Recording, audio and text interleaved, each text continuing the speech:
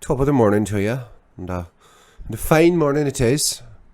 I've got my coffee, and I don't know. I honestly don't know what I would do in this life without coffee. This message is brought to you by coffee, the coffee lobby. Anyways, the Lord of the Rings, the Rings of Power, is going to occupy a lot of my videos these days, I think. Just fair warning. That and House of the Dragon, the two kind of big fantasy shows that are out right now. They've stirred up a fair amount of controversy, especially Rings of Power. Rings of Power is one that a lot of people decided they weren't going to like a long time before it came out. And by the time they watched it, they had settled on this opinion so strongly that nothing was going to change their minds. And I am not talking about people who just watched the show and were like, that was kind of boring, or I don't really love the casting, or the Tolkien hardcore purists who are like, I really have to have it all exactly the way Tolkien had it. Though I do feel bad for those folk. I have friends who are pretty hardcore Tolkien fans and can still watch and enjoy an adaptation while realizing in many ways it goes off script, as it were. What I really find upsetting, not upsetting, but just disappointing, is the amount of just anger and reactionary response to what has been perceived and judged as a woke, agenda-driven show ever since it, was announced, ever since we got any images of anyone in it, especially people with darker skin. I think this is a shame for a couple different reasons. First of all, I think, look, I know that the argument exists that this was a European, British, and Norse myth that Tolkien created. And that back in the day, most people in that area were white. I get that. I also get the argument that, in a fantasy like this, it would make sense to have different colored skin people from different regions. And maybe they should have created some sort of coherent reason why some people in this show have darker skin. Like Arendir the elf was from a specific tribe of elves from the east or something that have darker skin. I get that, and I would have been fine if they had done something like that. But they chose instead to create a colorblind show. So the race of any different character just doesn't matter in this show. The only race that matters is like elves and dwarves, humans and harfoots. That's what, and orcs or whatever. That's what matters in this show. And really, in The Lord of the Rings, that's perfectly in line with what Tolkien was doing. Tolkien didn't ever really talk about race all that much. Yes, there were darker skinned people. They ended up really pretty much helping more Sauron. And that, I think, would have been problematic, obviously, if they only included dark skinned people who were bad guys. You'd have to kind of dedicate a whole show to why maybe they supported Sauron. I think that could be an interesting examination of like Gondorian colonialism or something there. But the fact of the matter is, here we are. We've got a show with some darker skinned elves, dwarves, hobbits, humans, and it's just colorblind. So there's not really a message around race here other than they're going to make a slightly more diverse show that is still overwhelmingly white. But it's slightly more diverse than Peter Jackson's trilogy, and it's more diverse than some people had in their headcanon. Now, my argument for this is, well, this is a fantasy. Obviously, it's not a reflection of actual British and Norse legend or history, because there are dragons and elves in it. Now, people say, well, just because there's dragons and elves you can't break the internal logic of the story. This is still a region that is white. And I say, well, why is it white? If we can have dragons and elves in this fantasy, why can't there be people of different colors also? It's just not that big of a deal. The problem I have, with this argument, and it's, this argument of like internal consistency is one I've made for many times myself, right? Just because it's a zombie show doesn't mean someone who's never flown a plane can fly a plane, right? That breaks internal logic. But again, here I hate to say it, but I just don't see what the big deal is. People with slightly different skin color, as long as they're good actors, are fine by me in this show. They don't break any sort of immersion. They don't break any sort of internal logic. It's just a more diverse show. Just like dragons don't break my internal logic for House of the Dragon or something like that.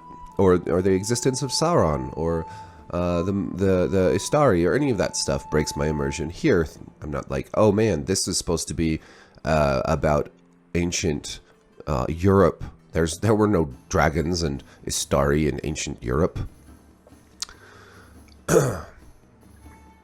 Two more things. First, a new argument has been popularized, similar to when Rey was cast as a Mary Sue. Now Galadriel's being cast as a Mary Sue, and whereas Rey, I think there was some justification in that argument. I don't agree with it because I think Rey, they set her up as kind of like a street kid who had a lot of experience in things like fighting that made her less of a Mary Sue. Because she was already good at that, because she had to live hard, and that trained her to be, an experienced fighter, and she'd done a lot of stuff off screen. I think the problem with just quick diversion here. I think the problem with The Force Awakens and then the remaining trilogy is that the writing was just lackluster. They could have done a lot more to establish Rey as an interesting character. They could have given her more struggles to overcome. They could have done a better job drawing that character, and then that argument hopefully would never have been leveled. But I wonder, because in Galadriel's case, she's being called a Mary Sue. A popular YouTuber called her a Mary Sue and a Karen. The Karen thing, I don't think really applies, just because I think it's a little messed up to just call any hard-headed woman a Karen. Karens are like, my eggs are, I ordered over easy and they're too runny. It's like, okay, or Karen's like, I ordered these hot wings and they're too spicy. You ordered them hot, idiot. The Karen is a busybody who's always getting in other people's business and making their lives hard for no reason. Not a vengeful elf who just wants to go fight Sauron and is upset when people try to stop her. That's not a Karen. As far as a Mary Sue goes, a Mary Sue is someone who has unreasonable ability in everything without any sort of justification or training to get her there. And then is loved and adored by everybody who thinks she can do no wrong. And I say she because Mary Sue, but it can be a he just as easily. Galadriel's like one of the top elves in the whole Middle Earth at this point. She's one of the oldest, most experienced elves there are. She's older than Gil-galad, the High King. She's not a Mary Sue. And also, a lot of people don't like her or are pissed off at her in the first 2 episodes of this show. She is basically mutinied by her company of elves. She is chastised by her friend Elrond, who literally says to her, how many more elves are you going to lead to their deaths chasing this fantasy of yours? Gil-galad is not happy with her. He's trying to send her away. And we can get into the lore stuff later where it's like, well, Gil-galad can't send away Galadriel. She's older than him. She's super well respected. We can get into all that. And we can honestly, you can say, like, I don't love how they portrayed Galadriel. Like, I wish she was taller. I wish she was a little less plucky and like, and a little more, at this point she's very old. I wish she was more of a like tough but austere figure. But you know what? Whatever. This is their version of Galadriel. I'm just going to go with it and see where it goes. We're only 2 episodes in. And that's another point. Not only is she not a Mary Sue, but we're only 2 episodes into the show, and largely it was just setting the table, introducing us to all these characters, introducing us to several different mysteries, which I talked about in my last video, introducing us to this version of the world, but not really setting a lot of stuff in motion yet. We're building to something, and we don't know exactly what, although obviously the forging of the rings, right? It's crazy to me to make up your minds this fast, people. Like, I know that many of you already made up your minds months or years ago at this point, so it's not that crazy that after 2 episodes you're still saying this is dog shit and trash and whatever. But I think it's a shame, because I think there was a time not so long ago when, even though we had our political divides in this country and this world, there was a lot more universal stuff that people just enjoyed together. Star Wars.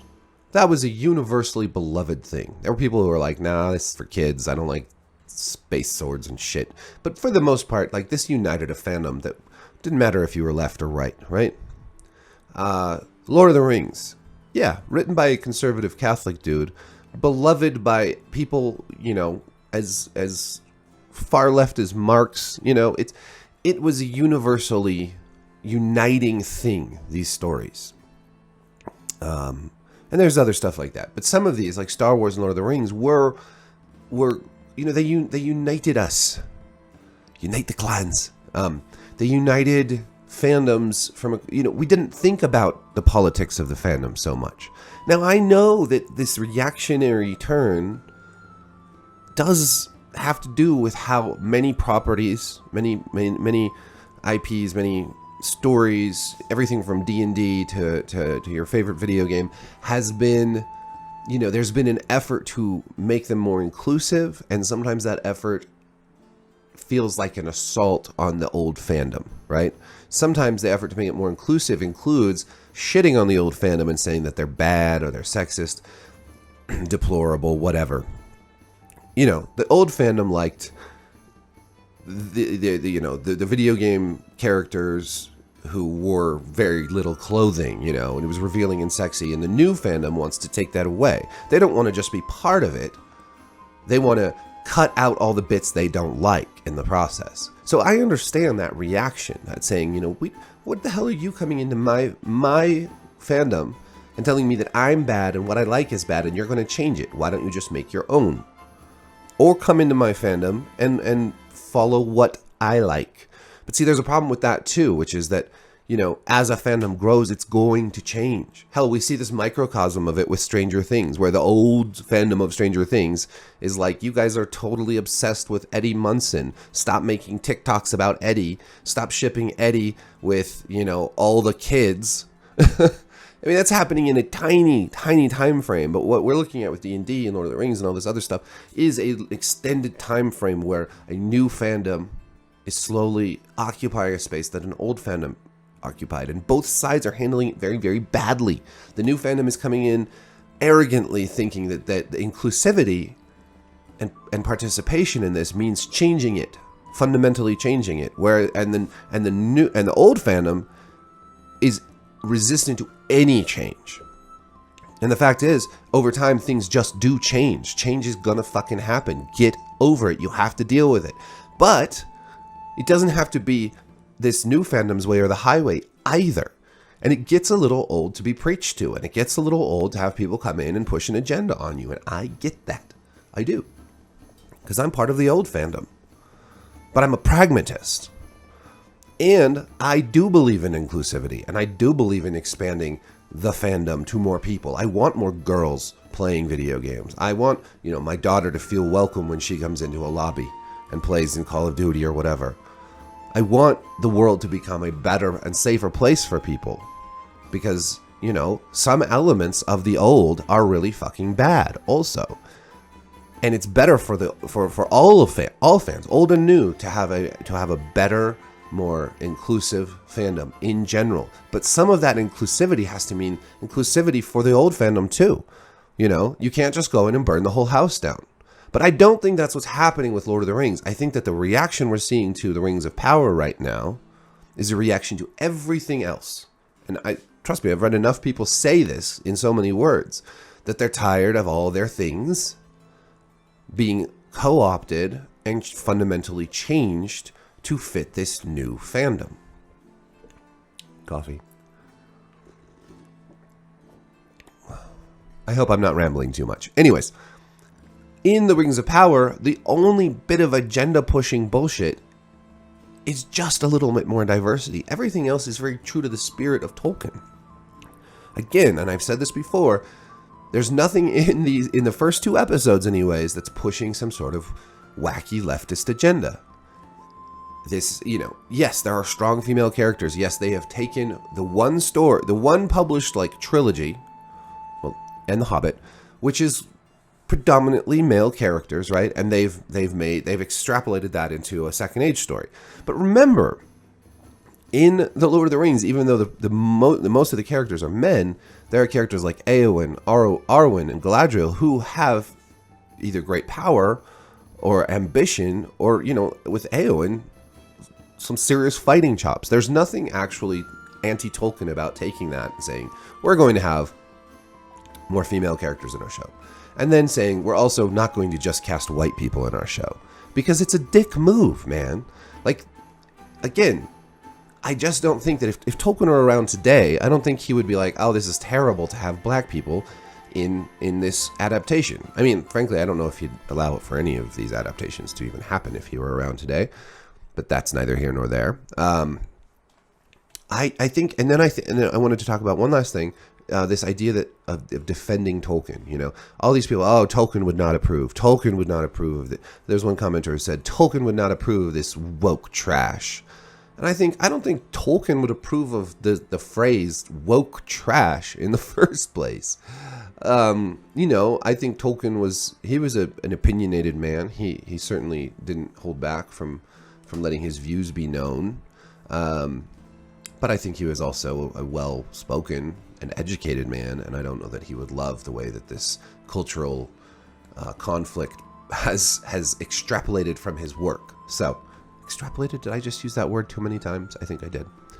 This is the trick with speaking just off the top of your head, extemporaneously. Not only, and I know I say too much, and I am working on that. It is a challenge sometimes because you don't hear yourself doing it.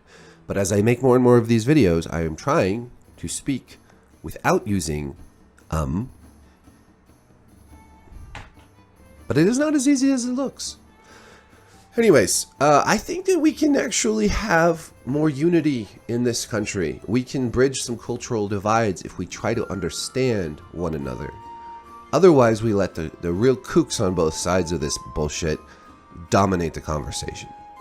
So on the one side, you have the real hardcore racists who really are upset that black people are in this. And even though maybe the majority of people who are upset by it aren't hardcore racists, they're letting this racist ideology influence them without even realizing it. And the YouTubers and other influencers who are fueling this, they may not be hardcore racists. They may not mind that there's a black person in Altered Carbon or a sci-fi show, but the fact that they are pushing so much hate towards this show, towards a fantasy because there's a black person in it, they're just, again, feeding that deep racist undercurrent of the true racists who are really getting what they want by causing all this uproar. And on the other side, you know, people who really are, there's a lot of people, I think, on the woke left or whatever in the identity politics sphere who are doing it just for clout. You know, they don't believe any of this shit. They're just doing it because it gives them power. They don't care about inclusivity. You know, they want to censor things. They want to bully people. They want to cancel people. And those people have taken control of that movement. And a lot of people in that movement, they just want a better world for more people. They really do they genuinely want more inclusivity and a safer place for women and more tolerance for people of different backgrounds. That's a noble cause. There's good people all around us. And we're getting caught up in this, you know, bickering and arguing over who killed who and whatnot. And I think it's a shame. I think it's a cultural sickness. But I think it's one that we can overcome. Maybe. Maybe not. Maybe we're all fucking screwed. I don't know. Thanks for watching. Peace.